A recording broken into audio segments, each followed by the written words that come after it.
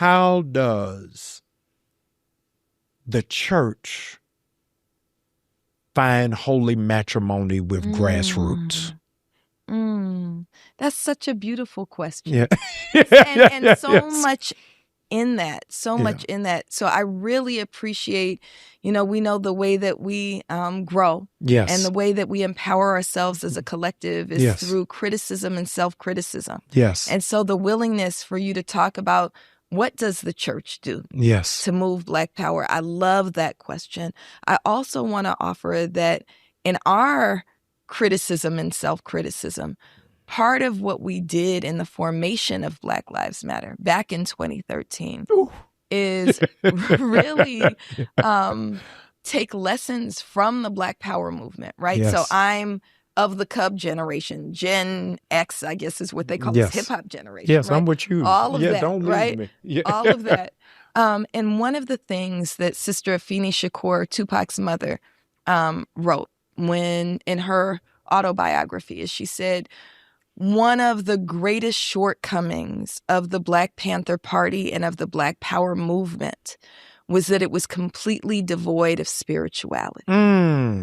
And so one of the lessons that we intentionally infused in Black Lives Matter, although church folk who weren't there may not see it, is trying to understand that spirit and trying to embrace spirit is our most powerful tool. So what folks who are outside may not know and may not see is the first thing that we do when someone is killed by police or white supremacy is we go out to the space that they were killed and we pour a libation and make a prayer circle. And sometimes we leave those spaces literally with their blood on our shoes. So Black Lives Matter was born as a spiritual movement. And it might not look the same, although sometimes it does. Pastor Starsky was our home in Ferguson, right? But even in LA, before we had enough to buy, and Black Lives Matter Grassroots did not buy a mansion or a beach house, but we did buy the Center for Black Power, which sits on the corner of Crenshaw and Vernon in the neighborhood, which is wide open for Black people to use as organizing space, right? Before we had that building, we met. It was McCarty Memorial Church that hosted us. It was Ward AME that hosted us. That gave us space to meet. It was even spaces, conservative Black churches where, you're not even supposed to wear fingernail polish. They were like, look, you fighting for Black people, come on in. Right. And Pastor Marcus Murchison did that for us. And so we don't want to under-recognize the potential. So you said holy matrimony. We've been dating a long time. Listen, let's put a ring on it. A long time. Yes. And so I think that this also, 5 years after the uprisings, but also at a time when we face fascism and know that this has to be another moment when the world is cracking wide open. Yes. What are we going to do?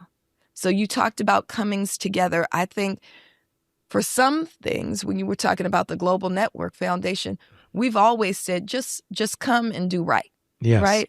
But I think that there's an opportunity for all of us who want to come and center Black liberation and bring all of what we have, the church. We haven't talked about the masjid, which is my spiritual community, right? Yes. Other spiritual practices, all practitioners, but all regular people who are searching. And sometimes our young people might not be a part of a church community because they feel like it's distant from them. And but what are you doing about me? What are you doing about the fact that I'm getting snatched up? What are you doing about the fact that I know I have a target on my back, right? That they will come to spirituality when spirituality speaks to them. I love And it. so I think that we have an opportunity right now. They talk about disaster capitalism. Naomi Klein writes about this all the time, right? Disaster capitalism. White supremacist capitalists seize upon disasters to make their things happen. That's what Trump, Vance, Musk, and all of them are doing, right? But we also, what's not as written about, is disasters also offer opportunity for us to recalibrate and say, what does our resistance look like as abolitionists, toppling what they are doing, but also building what it is that we want. And that's what you do when you say, yeah, we boycotting Walmart and Target, right? But we're also building Black economic power. I love all